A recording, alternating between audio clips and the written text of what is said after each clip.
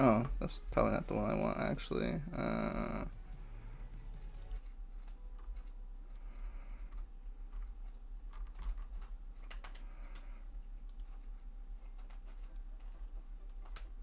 Hmm. Test, test, test, test.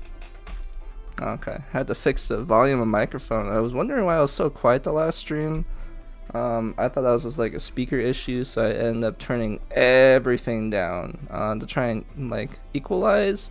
I think at some points I just mumbled too much. Like I'm not pulling in enough air into my lungs to actually project and enunciate my words. You know, it's honestly kind of a bad habit from from before when I had my own place, and it was always like a constant worry to not get too loud in voice calls and whatnot. So I got really used to speaking in this vocal fry that's like kind of down in my chest, but like a little bit more in my throat because I'm constricting the hole that the air is coming out of my vocal cords. Like I can still like talk and stuff, but I gotta get really close to the microphone for people to hear what I'm saying. And that just kind of developed into a bad habit. It's just a bad habit to have in general. I think I'm peaking my mic a little bit too. Maybe I'm a little bit too close. I'm not sure. But anyways, I have I actually have my overlays and stuff set up now. I just kind of want to hop on here for like 30 minutes to an hour, and just talk about some quick concepts that I just been thinking about in anticipation of doing kind of like a video like this. Because I've been telling everyone in the Spire Discord, oh, I'm going to do video tutorials. I'm going to do video tutorials. I'm going to do video tutorials. And then I just end up not doing them because of reasons, just exhaustion from work, depression, lots of life-changing stuff too. Like I said, I have my own place now. That wasn't so easy for the last 6 months. Had to really work my butt off and penny pinch and save and scrap and beg for more shifts at work, and it was a whole thing. The only reason why I have time now is because I actually been working so much that I've kind of reactivated some injuries that I need to that I was getting better on and I was seeking treatment for, but recovery is like it's kind of a roller coaster. You think you're good, you push yourself a little bit too much, you get back to a certain state, but you're really not that much reverted. Like the work you've done to get to the point where you're at is still there. It's just that it's never easy. It's never easy, especially when you take the routes that I have in life. But anyways, enough about my poor life decisions. We are going to talk about some Toribash. So I guess from the fundamental basis here, I'm just going to talk about like a couple of core concepts in like general control, and some other interactions of the body that people aren't necessarily like aware of. Like they'll see it happen, they will exploit, they will take advantage of it. Oops. Sorry, I was just making sure that my stream's actually working there. I lost my train of thought there. It's okay, we'll just leave it. So anyways, first off, we're just going to talk about stancing first. So I'm going to come at this from like a grappling standpoint. Now for me, with my grappling mods, I like to start off like a little close, just because we're not wrestling. You know what I mean? If we're wrestling, okay, that's something different. Then maybe I would probably be okay with starting from a distance. But if we're doing jiu-jitsu, okay, I only have 550 frames here. Okay, in the old jiu-jitsu mods, it used to be 750. And that is a good amount of time to work with. Don't get me wrong. I love having more time to work with in jiu-jitsu mods to get my stuff done. But it just takes so much time. It just takes so much time, and I'm not a kid no more. I got taxes to pay. I got property tax to pay. I got bills to pay. I got to pay the gas bill. I got to take care of stuff. You know what I'm saying? Like I don't have enough time anymore to play those extended matches, even though I would love to. So when I'm playing jiu-jitsu, I like to start off as close as I can. and I will fully give up grips. I will fully give up grips. If you want to take double unders, you know what I mean? Like if if you want to take double unders, like if your plan is to come in and here, let me kind of like do some sort of crude like a crude shot here. If your plan is to just come in and immediately get double underhooks and start trying to lift me up and go into your takedowns, awesome. I want you to do that. I want you to start attacking. If you're not attacking, then I want to attack. If I give you a space for a grip, you take the grip and then you just kind of wait and see what happens, you know, then I'm going to start attacking. But if you have an idea, you want to start attacking me, I will just let it happen. Why? Because if I start immediately shutting down, you know what I mean, like this is the difference between a positive movement and a negative movement in jiu-jitsu, you know.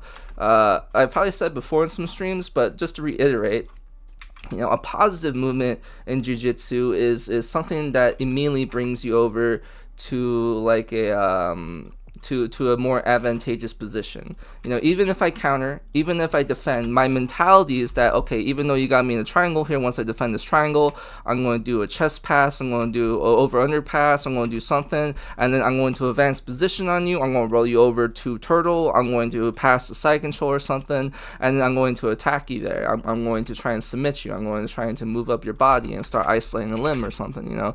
And let me turn Bruce off here. Example of a negative movement is that, like, you know, let's say you grab both my wrists, okay, and then I just immediately like break the grips. I get out of the double wrist grab, and then I make space and back off. That's a negative movement, even though, you know, you have successfully completed your intention, which is to relieve their control of you and to get away. You're not doing anything that's progressing towards like a shift in the balance of the fight, right? I could do that 50 times, right? I could avoid you 50 times like that. But then what's going to happen after those 50 times? Who's going to get more tired? Are you going to get more tired, or am I going to get more tired? Well, is this a question of who's in shape, or is there like an intrinsic value to the amount of endurance you have to use to potentiate stuff happening? You know, and it's not black and white, you know. It's not as if like the answer is automatically the defender or the attacker, but there are positions, there are strategies, there are paths in the grappling where it's guaranteed that the defender is going to suck up more energy, and there are other positions where it's guaranteed that the attacker is going to suck up more energy, right? It's a very nuanced thing. Oh, where was I going with that? Oh, yeah, positive, negative. But, you know, it's you don't ever want to just continue committing to negative movements, because, you know, it's more than likely that the person who is smart and attacking is going to choose an energy efficient method, and they're going to count on you only defending if they notice that, and they're going to make sure that only defending sucks out more energy out of them than does or for you than it does for them to continue attacking, right? So we have to keep this in mind whenever we're planning our movements in jiu-jitsu here. Like, see here, while I was talking, you know, I'm starting double underhook lift here, maybe like a possible transition to a shot or a throw here from Uke, right? And with my Tori here, now instead of just immediately backing off or trying to get my hips out the back here, I'm going to try and rotate. Now, this isn't necessarily the best movement, right? Let's say I get to where I'm going here, where my right leg is behind his left leg. This man could very easily hop. He could hop. I'm not going to do it right now because I guess I can't really show you from this position, but he could hop, move this right foot back up, and then start hitting Uchimata. This music is a little bit too solemn for me, and that's a little bit too dramatic. That's a little bit okay. Hold up. I'm sorry, guys. I did not plan this out very well. I literally thought up this morning, and I have like an appointment to get to in like an hour, so I just really wanted to get something out, because I wasn't sure if I was gonna have the energy to get back home and do another stream or video or anything, because I really want to get active again while I have this time, and to just really take advantage of it until like the next period of busy time kind of comes for me, because right now I'm just recovering. Oof. Let's see here. Okay. But anyways, this is a broad example. I don't want to spend too much time on positive and negative movements. What I really want to talk about is just fundamentals of movement here, right? So, generally speaking, whenever I'm stancing up here, there's a couple schools of thought here, right? So you'll see that here, in fact, what I'll do here is I'll just go ahead and move, or I'll do one player here. Oh, that's right, we can do 4 players now. Do one player here just so I can demonstrate some stuff. So, generally speaking, there's 3 schools of thought to the efficient opening. Now, a lot of people, what they'll like to do is they'll come down here. Maybe we bring down the arms. Maybe we contract the elbows, and a lot of people will do this one where they try to bring their fists together, but what ends up happening is that they do this where their arms are crossed over each other, and they think, oh, that looks okay.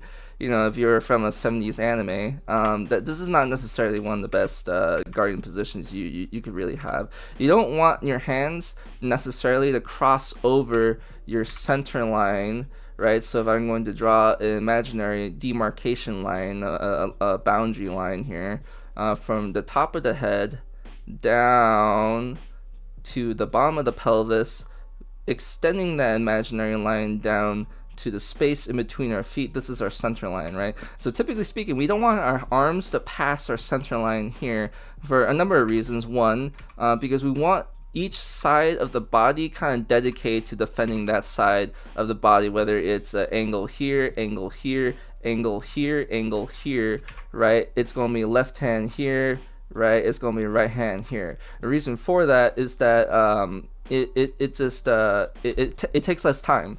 You could get really good, don't get me wrong, at cross parrying. I still do a cross parry, for certain attacks, but again, it's nuanced. It's not a black and white answer for every single attack. It's just that when you are building the basis, the foundation of your defensive system, we want to start with the very basics and what's most easy to access. We want to establish a fundamental logic and then build on top of that with choice scenarios, right? Like in this scenario, for this attack, for that technique, then we can kind of bend the rules a little bit and do something different. But generally speaking, when we don't know what's coming, right, be it a hook, overhand, uppercut, straight, etc., we want our hands in a general neutral position to where it's going to take an equal amount of time to reach each area that we want. So I could get into a whole boxing guard stance here, but I guess it's not necessarily what I'm doing. But just as a thought, right? So typically what people do when they're starting out in their stance, and I don't know why I kind of expanded on that whole tidbit for a second, but just felt important to mention. When you're stepping out, typically they'll contract their ankles and either swing their arms down or leave it up. Typically, I recommend swinging the arms down here. One, for aesthetic, it just looks better, than keeping your arms up, but 2, because your arms are their weight, they have a pretty low weight comparatively to the rest of your body, right? They don't have that much mass, but they still have mass, right? So if I were just to stand here, and you'll notice this too with your default tori, if I move both my arms up, you can see the rest of my body's jolting with it, right? The rest of my body not only has to compromise and cooperate with my shoulder raising here, right? So my no, I'll leave that point. It's also having to stabilize, right? So if I were just to relax all here and then raise, you can see there's this moment here where raising that arm is forcing my lumbar to bend to the left here because I'm not bracing, right? The same thing happens in real life. You need to brace your core here, your lumbar, your abs, your chest, in order to raise his arm up. and to keep it there in that position without giving up your spinal integrity, right? So as you can see, if I'm just moving around, I'm focusing on walking, these arms, they're going to be affecting the way that my body stabilizes, right? And so if I'm in the middle of a step, okay, let's do this. If I'm in the middle of a step here and I raise this arm, or actually if I raise this arm here and I relax this lumbar, you can see there's forces here that are having to contrast and combat each other in order to keep a neutral state, right? So it's always, I wouldn't say always, but it's typically recommended that you have your arms in a lowered or relaxed state by your hips here when you're moving around, so you don't have to worry about them affecting your movement too much. Now, there are instances where you do want to rotate, you do want to bend when you're taking a step, when you're trying to potentiate more forward propulsion than like a normal Toribash walk, so to speak. But you know, for now we just want to learn how to get a good walk cycle in, you know, but we're not going to go over the walk cycle quite yet. We're just going over stancing, right? So typically what happens is people will begin a walk, right? They get into their walk here, and then they'll take a step out. You know, maybe they relax this leg, maybe they extend it, maybe they hold it. And then we kind of want to make sure that we're extending our hip here. Now, sometimes if we do it too forcefully, right, you can see that it brings my head back, right? While my head is being brought back and my forward leg is getting stepped out, it's going to create extra time for me to land the step, right? Land the step, and then bring myself back forward into a position to kind of bounce. But as you can see, because of that, there's this weird balancing issue that's occurring, right? I'm starting to now tilt over to the right, while my torso is already behind my hips here. So trying to come back forward, I'm having this weird stabilization issue here occurring, right? So a number of things can cause that, right? Number one is the alignment of posture and paying attention to how this posture is affecting your step. But number two actually is the step before you take that step, right? So here at 540 here, the reason why I start rotating to a step too much, if you look closely, is because I'm on my heel, right? Now, when we take a step in real life, we're not stepping off of our heel, right? We're trying to push off our midfoot or the ball of our foot, dependent on you know, if we're doing a walk, jog, sprint, etc. But typically speaking, we're not basing our weight and keeping our toes off the ground to keep our heel on the ground here, right? So you need to pay attention to where your feet go after you contract them, right? Why? So we have to ask ourselves, why do we contract the ankles? Now, to start walking, right? Obviously, but what specific function, what mechanic is caused by us contracting our ankles, right? Is it that it creates a little curve for us to start falling forward?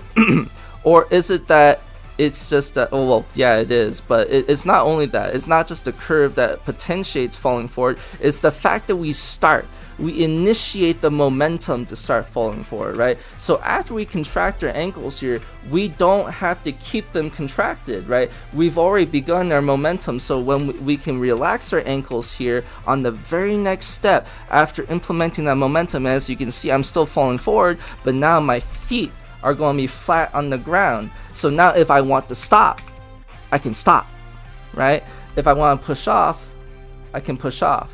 But what I want to do is I want to walk. So I'm going to continue relaxing, and I'm going to let my weight here, my momentum is going to naturally dictate the rate of speed of which my ankles are now going to contract with the ground. If I'm going to contract manually, you can see it brings it off the ground, and now instead of my ankles bending with my weight to keep my feet on the ground, now my feet come off the ground to bend my ankles in order to come forward. it's a small nuance, but this small detail, this tiny detail, is one of the biggest issues anyone will have with learn how to move in Toribash, is reducing and increasing the amount of surface mass that is intentionally making contact with the ground in order to potentiate your movement. So from here you can see I'm very stable with how I push off. I'm going to continue to give myself more of an angle here so you can kind of see, but when I take this step now, and even if I extend out all the way and I bring my head back, right, I stop it. I guess I'm still kind of falling off a little bit there. So here's what we'll do actually. We'll also include our arms as a counterbalance here. And this is where I'm saying, like, you know, typically you want to isolate your legs at first just to understand the order of operations when it comes to picking up your leg, falling forward, landing on that leg, shifting your weight on that leg, and then extending off that leg, and now letting yourself propel your pelvis forward by extending your leg behind yourself to bring your other leg forward.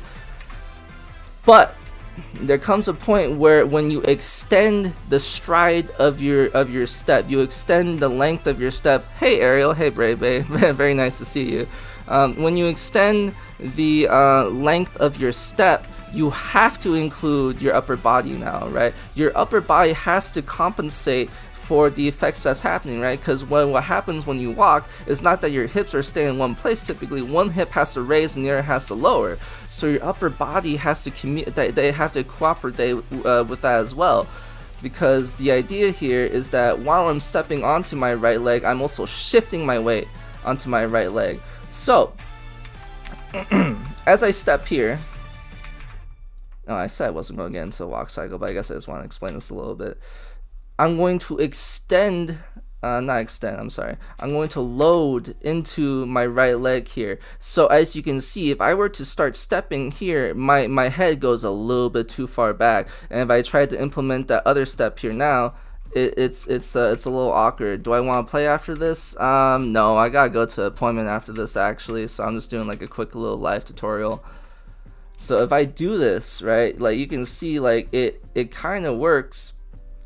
But it's a little awkward because even though the step occurs, now my torso is getting back behind my hips again. And if that happens, how am I going to shift my weight onto my left leg when I start the next step? I won't. I have to spend time doing that, right? So in order to make this next step as efficient as possible, I need to wait actually. I need to push off here and actually extend my pelvis, right, into an anterior tilt, so I can begin getting my leg underneath my center of gravity. Oh, okay, bye. I guess you don't want the free lesson. That's alright. Asking me to do some tutorials. I'm doing a tutorial. You don't even watch it. Alright, whatever. Oh, I need water. So, I need to extend my pelvis until my leg is actually a little bit more below my hip, right? So as you can see, my leg, even though it's bent, it's still a little bit in front of my hip. Now if we were to look at it, like if I'm looking at a line like, oh, top to down here, then like, yeah, it's not quite there, but that's not what I'm looking for. What I'm looking for is this kind of position where I'm looking at not the alignment of my body, but the alignments of the force that I'm using to stay upright here, which is more like this, right? It's going to come from my toe, chambered, coiled into the leg here, and then coming up here this way, kind of, right? So I'm not looking at the alignment from the top of the head down to the center of my gravity. I'm looking at the alignment from the point of contact I'm making with the ground up into the structure I'm using to brace myself from that point and hold myself up. So now I'm at this point where I could probably start bringing this leg up, contract the abs here, maybe wait on the extension there, start rotating the chest, using the arms. Maybe I need to get an aggressive bend here, and then once I pass this step, maybe this is when I have to extend, right? It's not, oh, okay, at this turn I do this step, at this turn I do this step. At every mod, every realism mod you play, typically the bodies are going to be a little bit different, right? Some joints have different velocities, some joints have different strengths, some body parts have different mass. What matters most is that you understand not the what, but the why do we do this, right? And once you understand the why, then you can start transmuting all sorts of movements over to what you're doing. So this right here, this is a little bit sloppy, just because I'm kind of trying to rush through this as well. But as you can see, this is that's a maybe if I just do a little bit there. This is kind of a hopping ass stride here, but you can kind of see what I mean. Like this just creates a lot of forward propulsion. You don't want to do it necessarily like that. You don't want to come off too high off the ground, but you know, just for demonstration's sake, right? I think the problem is with that other leg is that I had it extended for a little bit too long, so I might joint locked it trying to contract. But anyways, getting back to stances here. So typically what people do is they'll use this forward walk here to come into a stance, right? But it's not enough to just forward walk for some people to come into a stance. What they'll do is they'll actually spread their legs here and then try to kind of base out and you know get into a wider base. And so as you can see here, all my weight is practically on my left leg here, so I can raise his right leg up. So now it's going to take some time for me to come back onto my right leg. And you know, this is okay for a beginner level, but as you can see, that already took about 4 or 5 turns to get into my stance, right? And a lot of that time was just due to me falling, right? Like I couldn't do anything about that. So what I usually tell people to do is that I want them to separate the stances they go into, right? If you want to go into a side stance, there's nothing wrong with that, but you have to go into a preliminary stance first, right? When we do anything in real life like that, we're not typically just doing it from this position, right, where we have both our feet together, we're standing straight up. You know, we're doing it from a position where we're kind of more into like the beginning of a run. You know what I mean? So the idea is that first I'll get into my position here, I'll raise my leg, right, and then once I land here, okay, it's been a while since I've done a walk opener, so please bear with me here. I'm going to do a little bit crude here, but the idea is that I put myself into a walking position here, right, first. So I have one leg behind myself and one leg in front of myself, so that way I have 2 posts underneath my center of gravity, underneath my base, in order to balance, right? There's something balancing me backwards, there's something balancing me forwards, and then additionally, just because of how my legs are, they're also balancing me left and right.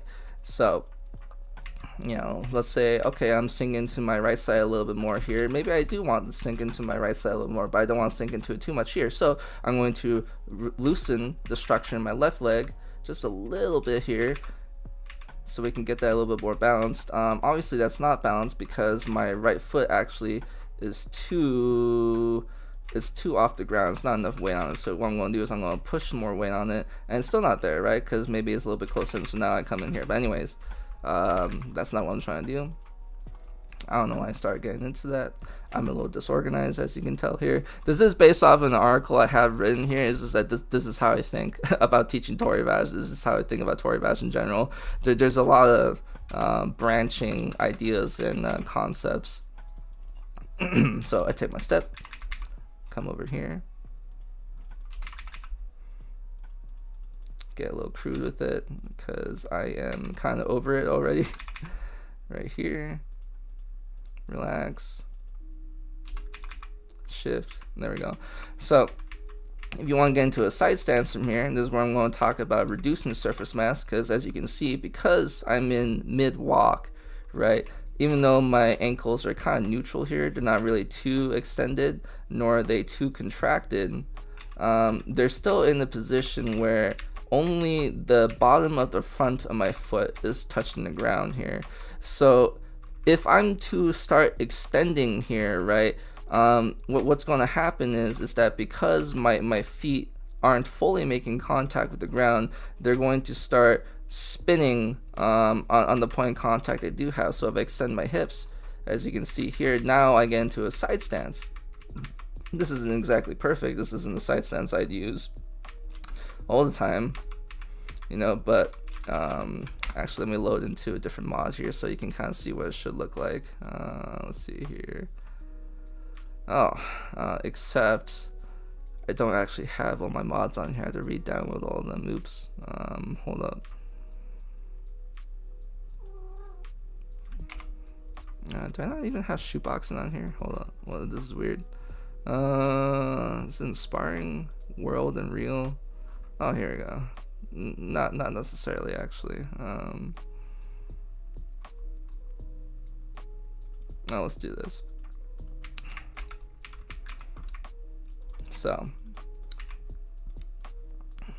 I guess I'll just kind of move on to the next type of opener as I'm doing this, which is the step back, right? So you can step forward or you can step back. Now, me personally, I really prefer to step back because, you know, one thing is that if you know most people just want to step forward into their opener, then yeah, why wouldn't you want to step back, create some distance, and get ready, right? But the other reason is because it's just it's very advantageous to being able to potentiate a movement off the left or the front leg immediately, right? Like say I want to step back and start a left roundhouse kick immediately, it's right there because stepping back already shifts my weight to start going on my rear leg, so the step can actually be transformed into a kick, you know, immediately. So the idea is that I want to, I should probably start from the beginning and start explaining. First, I lower my arms here a little more violently because when you lower your arms like this, it how should I say? There's like an effect. It's almost like you're swimming through the air because there's resistance. I should say. Oh, you know what? I don't actually really know the core mechanics behind why this works, so I'll just say it. But bringing both your arms down like this can actually help raise your center of gravity a little bit. So what's going to happen is I'm going to extend off of one leg. I want this leg to push my butt back, right? So let's talk about moving your pelvis intentionally, right? And this is a problem a lot of people have because usually what happens is that they're very much stuck in a forward bias, meaning that their legs are always in front of them. They're always within like this contracted range of motion, so their torso is always forward. And the reason for this is because I think you know, when Toribash running first kind of became popular, that was a technique you did. You propelled yourself. You've propelled your head down forward as much as possible, so you could just focus on pushing off the ground with your legs. But I think the problem is that when that translates over to MMA, you can't really, how should I say, you can't really play around and bring your head behind your butt too much. So a lot of people build aversion to extending their here, let me do this, to extending their leg behind themselves, right? So the idea is that, you know, the pelvis here is going to be very much potentiated by the hips and in real life the glutes, but we're not going to talk about the glutes too much here because I just don't want to confuse people on the medical terminology versus the terminology we use inside the game to refer to the body parts. But you know, basically what happens is that, you know, your butt here activates. Your butt here activates and extends through the iliacus and your hip flexor here, the tensor ventral lata, in order to bring your pelvis forward. So you can maintain lengthening in your lower back and your lumbar here to maintain a straight posture going up, right? Those mechanics are specifically what causes you to have more or less lordosis, is the activation of this posterior chain and your hip flexors here. Not like at the direct front, but really more of the hip flexors that kind of go down more the side and connect to the ones on the front of your leg. So anytime we want to push anytime we want to push our pelvis forward, we extend our hips, right? Because we're activating the back of our hips here. Anytime we want to push our pelvis back, we're going to contract our hips because we're activating the front of the hips here, right? So in order to start a step back, we need to start pushing back. So we contract our hips, and then we want to get one step ready, right, to catch ourselves behind where we're falling to, right? Because if we just step and then, you know, over, just push and do nothing, like we just fall straight on our ass, right? So we need a leg to get ready. So what I want to do here is that you can contract this leg, you can hold it, you know, you can relax it, but whatever raises it off the ground and aids you to contract this knee here. Now I also relaxed my ankle here because what I wanted to do is I just wanted to slip straight off the ground. Now if you, as you can see, if I contract it, there's a little hang up here, and if I extend it, then then that leg is actually trying to push off and contract at the same time, so it creates this weird effect. So I want to relax this foot so I can sneak it underneath and get behind myself. Once I do that, I don't want to keep my arms too straight. I kind of want to keep them a little bent here, just in case I need to stance or guard up, or if I need to extend, I have a little bit of room to extend with some snap, right? So as I get this leg into position, this is really like more of a matter of your preference. I see some people when they backstep, they like to extend the leg behind themselves and start pushing off into something, right? Some people, they just like to simply let's see here. Some people, they just like to keep the leg in that position and kind of land right there and sink into it. It really depends on the body you're using, depends on the mod you're using, depends on the gravity. But generally speaking, we're going to enter into the same position that we saw with the forward walk here, right? Except that we went into it backwards now. And so the same stuff happens, right? We can still extend here. Maybe we need to lower the amount of surface mass that we're making contact with the ground with our feet. And sometimes, just the nature of how we got into a stance can create some different dynamics. So as you can see here, my weight is still kind of mostly based on my left leg. I haven't really sank into my right leg here yet because I didn't push off of it. And extending, keeping it bent, whatever floats your boat. They both have different advantages. Just know that if you extend, you're going to have to bend it again, and if you bend it, you're going to have to extend it again. So keep that in mind as you plan out your next couple of movements from this position, right? So if I know this is going to happen, this isn't necessarily the movement that I want, I could always try to maybe, maybe I need to lift off the ground, maybe I need to actually push off with my hip and then kind of spin into it. But then am I going to be able to get the rest of my foot down the ground afterwards, or am I going to continue spinning? Is this something that maybe I just want to relax into it? Maybe do I even want to spin? Maybe do I want to take some time to actually build up some tension, right, into the amount of surface mass here, so then when the tension reaches a certain point, right, a certain point of forcefulness that resists the tension that I'm building up in this foot, then it might just fly off. Now, anyways, my Toribash just crashed. It is 12:32. I could open it up and go into like a couple more stuff here, but I'm starting to feel my brain juices running a little dry. So I'm just going to end it there for today, or for right now. Maybe I'll hop on another couple hours, maybe take some Q&A if some other people pop on. But that will just be like one of the first videos I do, just kind of trying to explain stuff in single player to the best of my ability, to some of the concepts and fundamentals that I understand. But yeah, I hope y'all enjoyed that video, that live stream, or if you're watching it later, if you're watching now, and thank you very much for watching. So I hope y'all have a good one.